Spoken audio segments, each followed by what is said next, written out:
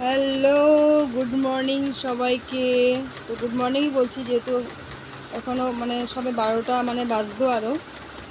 তো এই অল্প আগে আমি রুটি আর আলুর তরকারি বানিয়েছিলাম, তো সবাই মিলে খেলাম আমরা। তো এখন আমি বসে আছি, অল্প হাওয়া খাচ্ছি। তো সকালবেলায় প্রচণ্ড বাদরে, এত অসম্ভব বাদর এসেছিলো আজকে, বলার মতো কিচ্ছু নেই। আর এখনও অনেক কাজকর্ম পড়ে আছে। তো আজকে একটু গরমটা কম আছে, যেহেতু কালকে রাত্রে বৃষ্টি হয়েছিল। আজকে গরমটা একটু ভালোই কম আছে। অসম্ভব বাদরে নিশ্চয়ই আপনারা ভিডিওতে দেখতে পেয়েছেন। রান্নাঘরে আমি রুটি বানাচ্ছিলাম, এত বাদর দরজার ফুঁকো দিয়ে এমন এমন এমন করে তাকাচ্ছিল, এভাবে তাকাচ্ছিল। বাপরে বাপরে বাপরে বাপ! আমি লাঠি নিয়ে পরে তাড়িয়ে ফুল করতে পারছি না। এদিকে রুটি বানাবো না, ওদেরকে তাড়াবো না, কী করবো? সকাল থেকে বিস্কুট দিয়েছি, রুটি দিয়েছি, ব্রেড দিয়েছিলাম। তো পরে আমি আটা রুটি আলুর তরকারি বানিয়েছিলাম, তো ওগুলো খেলাম। এখনও টিনের উপরে আওয়াজ পড়েই যাচ্ছে। তো গাছের মধ্যে যেগুলো কাঁঠালগুলো আছে, ওই কাঁঠালগুলো মনে হয় যদি পাকে, তো এক একটা কাঁঠাল যে কীভাবে খাবে আর ভেঙে ভেঙে উপরে টিনের উপরে ফেলবে। এই ফেলাতে টিনগুলো ফুটো ফুটো হয়ে যায়, মাঝে মাঝে ঘর দিয়ে জলও পড়ে। কী করবো, বলার মতো কিচ্ছু নেই। এমনি আমরা ভাই প্রচুর আমরা সাধারণ ঘরের মানুষ। সত্যি কথা বলতে কি, বেশি হাইফাই দেখে তো লাভ নেই না। তো আমার যতটুকু, মানুষের একটা কথা আছে, যা যতটুকু ওজন তা ততটুকুই ভোজন করা উচিত। তো আমাদের যতটুকু লেভেল, আমি অতটুকুই লেভেল দেখাবো, বেশি লেভেল দেখিয়ে তো লাভ নেই না। তো আমার এমনি টিন ফুটো, তার মধ্যে আবার ওরা কাঁঠাল খেয়ে খেয়ে ওর মধ্যে আরও কাঁঠালগুলো ফেলে আমার টিন আরও ফুটো করে দেয়। টিন ফুটো করে দেয়, এখান দিয়ে জল পড়ে, ওখান দিয়ে জল পড়ে। এখানে তো দেখেছেন, এই যে এখান দিয়ে প্লাস্টিক দিয়ে রেখেছে, এই যে প্লাস্টিক দিয়ে জল পড়ে, এই যে জল পড়ে। তো ওইখানে প্লাস্টিক দেওয়া হয়েছে, যাতে জল পড়ে। হ্যাঁ, তা কী করবো? তো প্রচণ্ড প্রবলেম এদেরকে নিয়ে। হ্যাঁ, তো তা সত্ত্বেও এরা এবার দেখি কী করবো, আমি কুয়োর পরে জল থুয়ে দেবো, ওই জলগুলোকে বসে বসে খাবে জল খেয়ে আবার হয়তো জিনিসপত্রগুলোকে উল্টোপাল্টা করে ধুয়ে দেবে। ঠাকুর ঘরে ঢুকে ঠাকুর ঘরের চিনির ডিব্বা, চিনির বাটি, কিংবা হয়তো ওই যে ভর্তি কী রাখবো, ধান রাখবো, ওগুলোকে ভাববে ও খাওয়ার জিনিস দেবে। সব উল্টো পাল্টা করে ধুয়ে চলে যাবে, সব উল্টো পাল্টা করে ধুয়ে যায়। এরকম কি বলবো, বলার মতো উপায় নেই। তো আমি এখন অল্প খেয়ে দিয়ে বসে আছি, তো কাজ করবো এখন আমি। তো আমি না খেয়ে দিয়ে কাজ করতে পারি না, আমার খেতেই লাগবে আগে। আমার লাগে ঘর দুয়ার লাগে, কোনো কথা। আমার হাই ঘর দেওয়ার দরকার নেই, আমার খাওয়াটা ঠিকমতো থাকতে লাগবে। আর কাজ আমি সব করে দিতে পারবো, কাজ করতে হবে। কাজ করাতে আমার কখনো মানা নেই। আমি কাজ করতে ইয়ে হই না, প্রবলেম পাই না।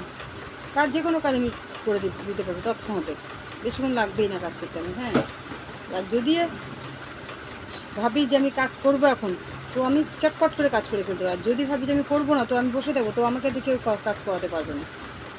তো আমি এরকম টাইপের। কিন্তু কাজ না করলে তো চলবে না, কাজ তো করতেই লাগবে, কাজ না করলে করবে কে? তো এরকম উৎপাত করছে। ঠাকুর ঘরে ঠাকুর মা মনসাকে যদি দুধ কলাটাও দিই, সেটা পর্যন্ত একটু পরে এসে দেখা যাবে বাঁদর এসে খেয়েই নিল পুজো দিতে দিতে। এরকম একদিন আমার হয়েছে, এরকম অবস্থা হয়েছে। আমি একদিক দিয়ে পুজো দিচ্ছি, দুধকলা দেওয়া ছিল, মার সামনে দুধকলা দিয়ে রেখেছি আর সন্দেশ দিয়ে রেখেছিলাম।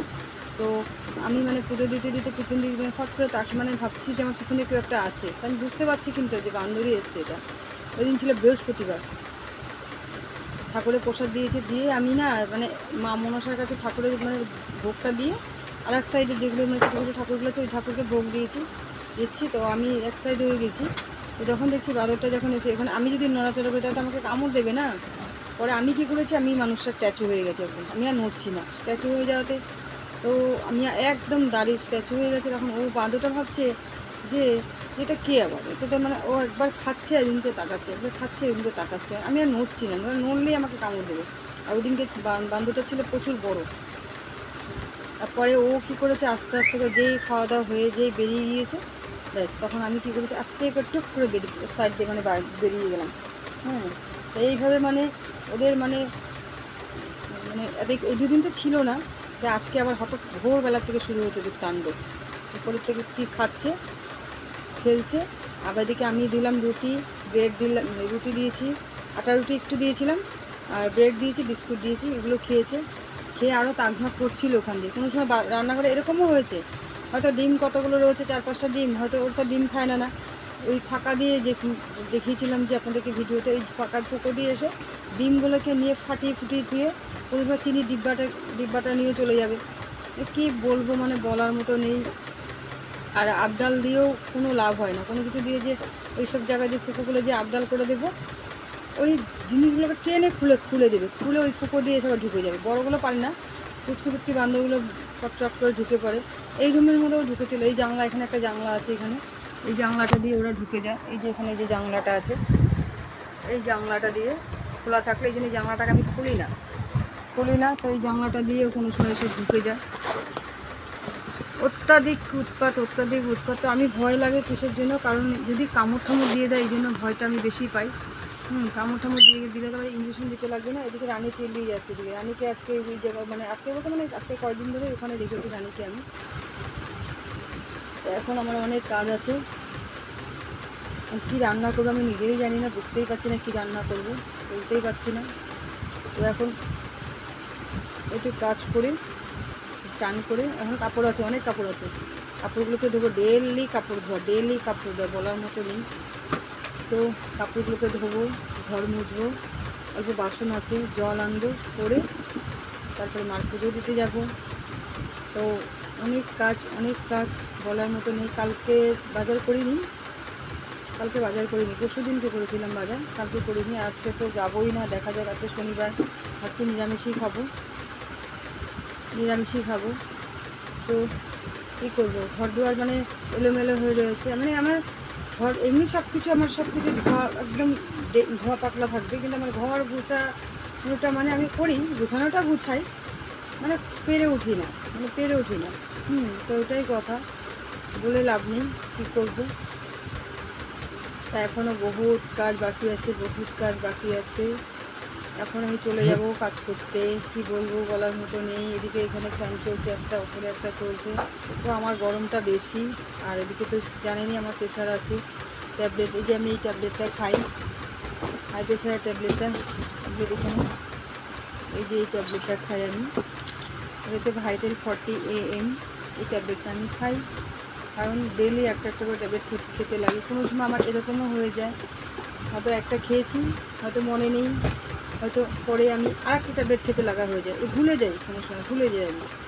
বাজারে গিয়েও এরকম হয়, মানুষকে পয়সা দিই, জিনিস ওজন করে, জিনিস দেয়, পোটলাটা আমার সামনে দেবে, পয়সা দেবো, হয়তো পোটলা ব্যাগে ঢুকাতেই ভুলে গেছি।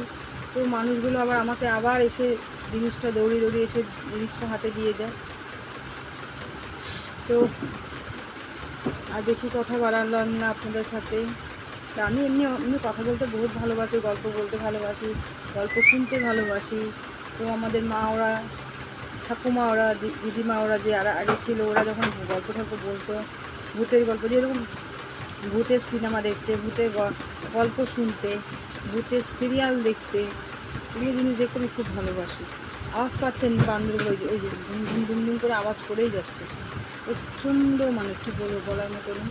তো আমি কথা বলতে ভালোবাসি, গল্প শুনতে ভালোবাসি, খেতে ভালোবাসি, ঘুরতে ভালোবাসি, এসব করতে আমি বহুত ভালোবাসি।